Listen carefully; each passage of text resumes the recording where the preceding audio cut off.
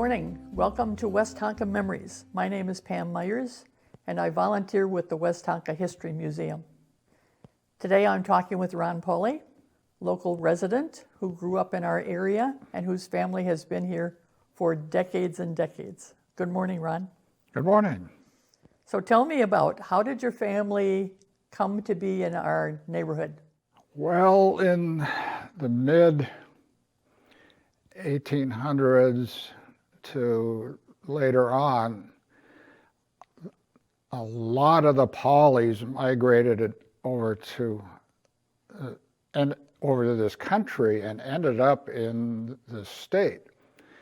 And they actually came up the Minnesota River, and some of them went to Chanhassen, some of them went to Chaska, some to Carver. My particular family came up to St. Bonnie or Minnetrista at that time. There's a lake over in Carver County called Pauly Lake, who, according to my late Uncle George and Ken Heitz, who works for the Historical Society over in St. Bonnie, used to be Pauly Lake. And both those individuals tried to get the map changed and corrected to go back to Pauly instead of Pauly. Several of my relatives laid claim to property on this on the north side of Pauly Lake, but there was a dispute about somebody else had put claim to it or whatever, so they ended up not getting those parcels. But in 1872 then, my great-grandfather ended up getting the parcel in Minnetrista that is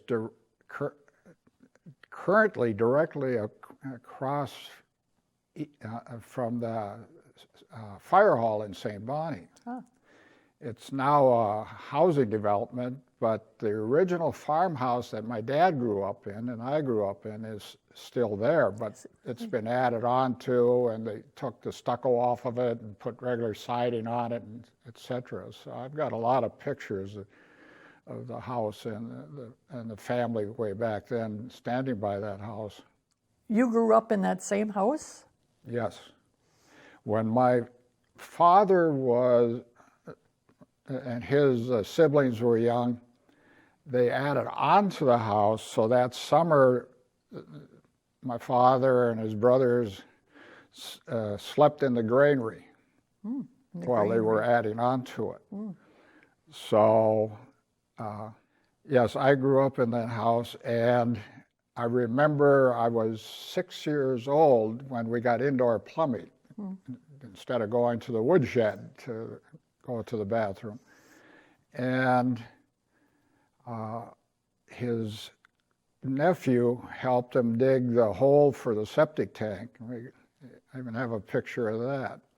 It was a crop farm, and I think it was maybe, well, 1942, I believe, is when he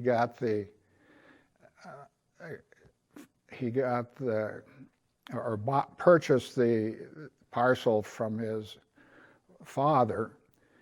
He had two brothers that previously tried to farm. Hubert Pauly farmed a little bit on it, and he ended up, this is back in the Depression days, he ended up going to down south, and he met a woman down there, Nora, who came from a well-off farm family, and he learned carpentry down there, but he ended up marrying her, and then he ended up moving up here to Mound and built houses and such.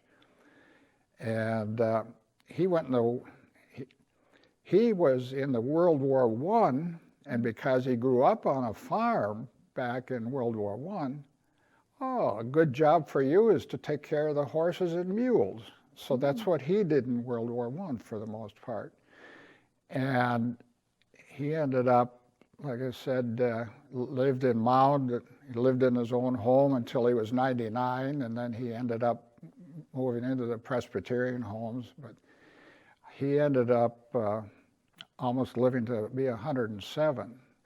Now, my other uncle, well, I've got a lot of uncles, but the other one who I'm really most proud of was my Uncle Ray, who was about, 30 years old or something like that when he enlisted in the Army for World War II. And the reason being, he figured, I know German, and that might be an asset. So he ended up going into World War II, and he stood up when my folks got married. He was one of the best men in the wedding, so I even got a picture of that. He ended up, was a staff sergeant, and he ended up in the European theater and was in the Battle of the Bulge. Wow. And when I was young, he didn't want to talk about the war. I kept prodding him, and he'd slowly open up about it. And because he was an old guy, relatively speaking, he had people reporting to him, or soldiers reporting to him, that were almost like his kids. I suppose. And one story he told me was they were down in a foxhole, and he said this one kid had been brought up in a house with indoor plumbing, and such. And what the soldiers would typically do, like in the winter, they would go into farmhouses or whatever, and if they could, they'd take the white sheets so they could cover up the hole to where they were going in their underground tunnel. But he said they were tied down in this one spot, and all of a sudden this young boy had to go to the bathroom. And my uncle and the other fellas down in the foxhole ended up, you go in here, it's too dangerous. And they argued and pleaded with him, and he ended up,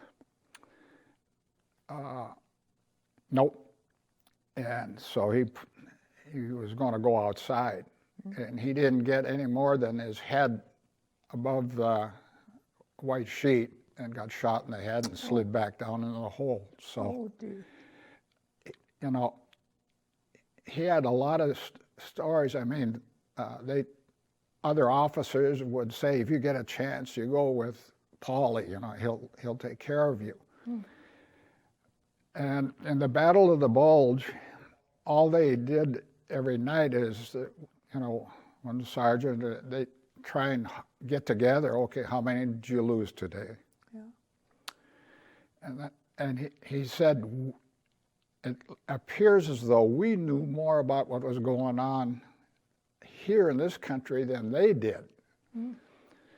So, but anyway, they got through that, and that kind of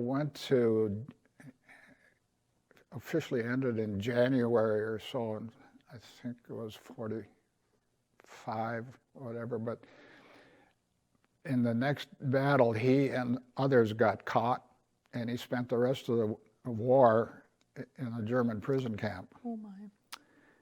And he was was probably 6'5" or something like that, and 250 pounds. He was a big fella. He ended up in a monastery down in Iowa, getting nursed back to health after he got home from the war. So, well, enough about kind of his story. But my father stayed because he was a farmer. They wouldn't typically they wouldn't want the farmers to come. They wanted them to keep raising cattle and corn, etc., things that were needed for the war effort. So my father was on that 79 acres, and he was the one that made it. Now, the brother after Herbie was Clemens, and he farmed there, and it wasn't really all that, he didn't do all that good, and he met, I don't know how he did it or what, he met a woman from southern Minnesota, from Easton, Wells area. Oh, surprise, surprise. And she was from a farming family that was doing okay. So Clemens ended up marrying Emma and moved down to Easton, and then Dad moved onto the farm and bought it from his father. So that's how he ended up farming there. In 1946 or 47 or something like that, he decided the heck with cattle, raising cows, etc. And he tore the barn down and sold it to Arthur Ahold, who was living in Mound kind of after he retired across from the Catholic school. But this, he rebuilt the barn on his farm, which was down the hill from the Nike missile site over in Minnetrista. So anyway, my dad decided he's going to be a crop farmer. Okay. So it was very common to have, and he rotated crops, you know, alfalfa and corn, or some years he'd have sweet clover, and then he would plow it under.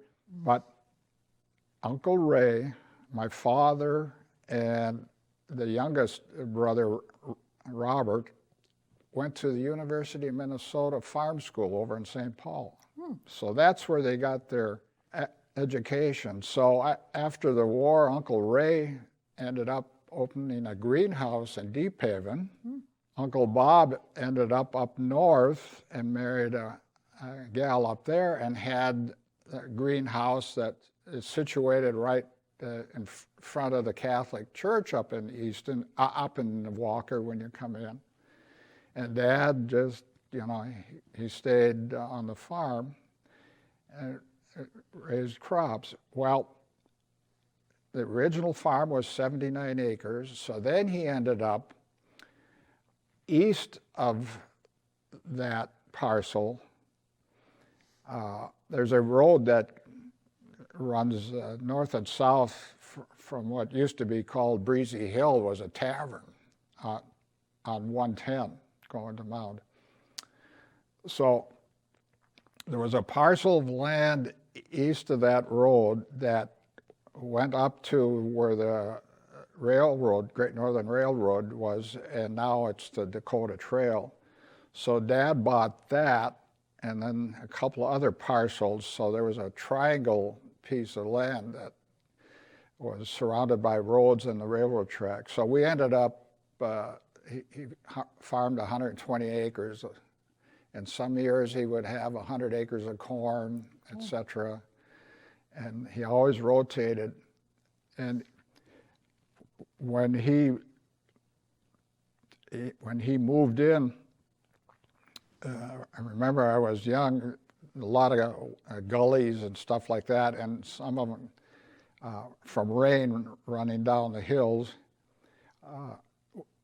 We had a narrow front tractor, so when you were holding onto the steering wheel, if you didn't hold it right, and the front wheels ended up going like that, he said, the heck with it. So he hired Cox Brothers, who were down here in Spring Park, and had an excavation company and a ready-mix company, but he hired Cox Brothers to go and rework all the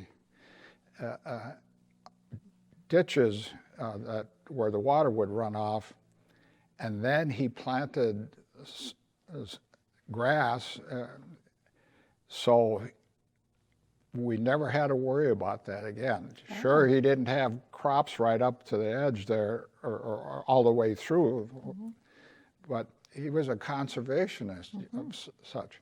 Sounds like it. after he retired, he rented the land out to a farmer north of us, and the son of a gun never picked the plow up, and he went and undid it, and it washed again. Oh dear. But when you first started talking about your grandparents and great-grand coming from Germany, it made me think of school. There must have been a lot of German spoken in those schools in those days. well, certainly. I mean, the nuns spoke German. So this was a Catholic, German Catholic community? Over in St. Bonnie. And the school used to be a 2-story red brick facility and I've got pictures of that, so that they tore down to build the school, which was a single level that sits across from the ballpark over in St. Bonnie. But the Catholic school that my father went to and I went to had 4 classrooms, 1st and 2nd grade, the 3rd and 4th, and the 5th and 6th, and 7th and 8th. So, like Sister Honorata was the teacher in the 1st grade that was a little bit rough. She must have been 80 years old or 70 years old. And then when I went into the 2nd grade, then Sister Barbara came, and she was a young gal and really nice. So then kitty corner across, the 3rd and 4th grade, was Sister Georgiana. And then next, 5th and 6th grade was Sister Ottilia, and Sister Ottilia came and she taught, but she was originally down in St. Paul, and a good friend of hers was in the business of selling vestments and for the priests and outfits for the altar boys and things like that. So we were some of the fanciest altar boys in the country. I mean, we had red cassocks with white satin, well, I'm maybe not pronouncing or saying the fabric right, but sashes and capes and stuff. And, Oh my goodness. Yeah, it was really something. Yeah, I was an altar boy, I don't know, maybe 3rd grade or something like that. I started. And I remember Archbishop John Gregory Murray came out to do the confirmation. And I had my lace on top and the cassock and stuff, and I had this big hymnal or book, mass book, and I was supposed to hold it in front of him so he could read out of it. Sure. And he looked at me, he said, "You can put that on my lap." So I'll never forget that. I mean, it was little things like that. Absolutely. And then Sister Ottilia, some of us, one of the families that lived over there was so poor that we all had bicycles. But this one family, farm family, they lived across from Upland Farm on the south side of Upland Farm. And the bicycle tire, if it would wear out and get a hole in it and expose the tube, they put another tire on it that was wore out and rotated it so that it wouldn't have a hole in it. I mean, but it's so some of the poorer kids, we weren't rich, don't get me wrong, but some of the really poor kids come to serve Mass. Well, Sister Ottilia had a bowl of water and soap and a wash rag and a towel, and she would scrub them up so they wouldn't get the white collar or whatever dirty and stuff, and so they, were respectable. So, I mean, wonderful memories for that. Terrific. Someone told me a story that the students sang at services at church. Was that part of your memory at all? Oh, yes. So tell me how that happened. Was it part of the church day? Part of the school day? Or Yeah. was it particular services? Was it weddings and funerals? No. We went to church every day Okay. before school started. And singing was part of Yeah. that. So, yeah. We had an adult choir over there, but even, growing up, once I got out of school, they were always encouraging the people to sing out of the hymnals or whatever. For sure. So tell me what you know about the changeover from the nuns teaching in German to teaching in English. All I know, and maybe this isn't even fact, but what I seem to remember is that the state of Minnesota all of a sudden dictated that enough of this German or Swedish or Norwegian or whatever, that the state, we got the language in this country is English, basically, so start teaching English. And that was about when? Was that a World War II? No, that issue? was before. My father was maybe in the second grade when that happened. So that would have been about when? Maybe in the 20s. Were there any traditions in your household growing up that your mom or dad brought to your family that were German traditions? We had, sauerkraut and stuff like that. I don't know. Not particularly. Nothing jumps out that was really specifically German. I mean, our diet was generally German, but Sure. I mean, nothing really jumps out. Sure. So as you were growing up there, you were a farm kid? Mm-hmm. So what were your duties on the farm? And I've got a brother who's a couple years younger. We'd have to go out and hoe thistles or pull mustard or whatever. And my brother would typically, I got to go to the bathroom. And you can go right here in the field. I got to go up to the house. And so he'd run up the hill or something in the house, and that was the end of him. But I was with my dad. When I got old enough and my legs and arms and everything were long enough or whatever so that I could apply the brakes and the clutch or whatever on a tractor, my father purchased another tractor. So I was like his hired man, So I remember we had the well, and my dad we were picking corn, I think it was, and there was we had a pump on the well outside, and it had the one pulley was probably that big around with spokes on it and a double V belt. And my father had, there was a second well next to the original farm well that was in a little building, but this one, they sunk the well right alongside outside. So as kids wouldn't get in trouble or whatever, he had a snow fence put around it. Well, there was a dead spot in the electric motor, and once in a while it would just hum. And Dad was in a hurry, and he reached through the snow fence, and all of a sudden it took off, and it cut his two fingers. Oh. He got caught in that double V belt thing. Oh, goodness.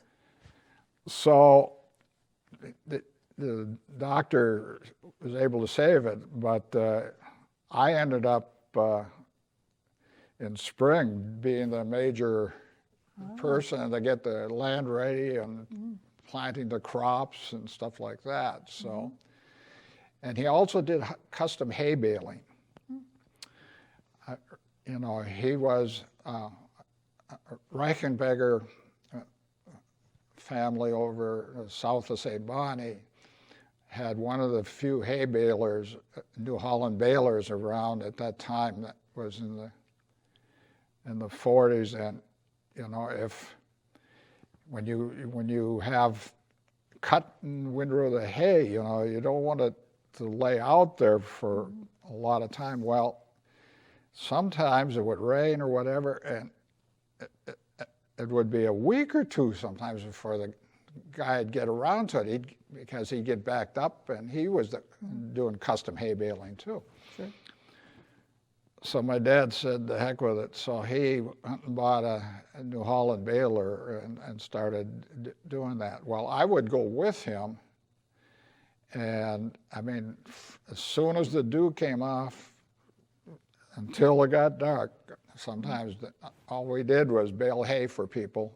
And sometimes, you know, Dad would pile up some bales and create a shady spot in the middle of the field, and then he'd lay down and rest for a while, and then I would keep baling. So we'd trade off baling, you know, when one of us got tired or so. But yeah, I was almost like his shadow all my life.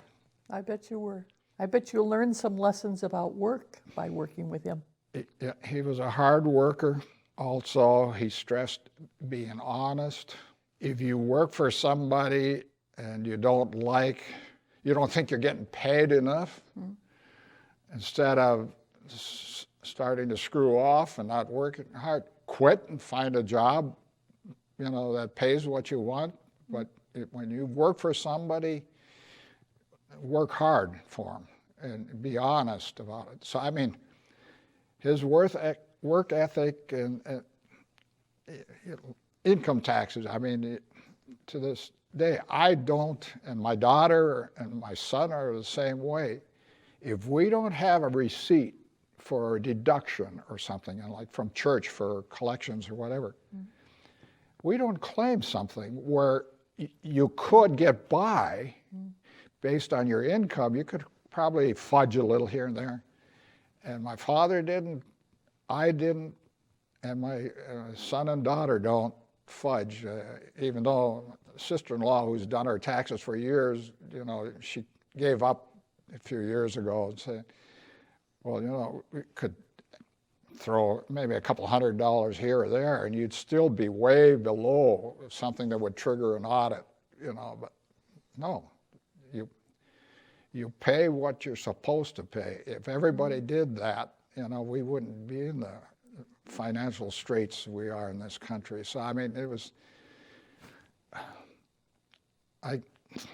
my father didn't, well, you know, he'd drink a beer or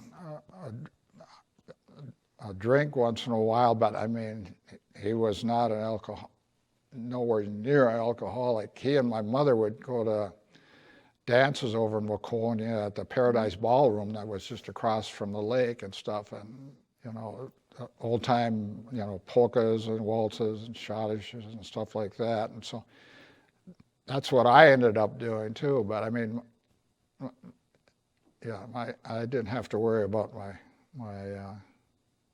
father ever getting drunk or drinking too much. Couple beers was usually enough. So he was quite a role model, wasn't he, for you? Yes. Yeah. He also had a little German stubborn streak. Really? You wouldn't have inherited that. And I inherited that, and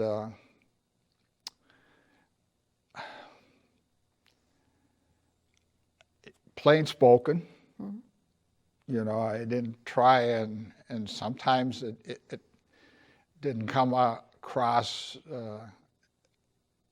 you know, maybe harsh to some people, but I mean, it is what it is, you know, and it didn't beat around the bush. So you knew where he was coming from, and like I say, I'm I'm the same way for the most part. For sure. Those are wonderful lessons to have learned from your dad. He was also, my mother suffered from, in the winter, I forget what you call it, she'd go into a funk when you don't have, the sun isn't shining a lot. For the most part, my father kept house and did most of the cooking every winter.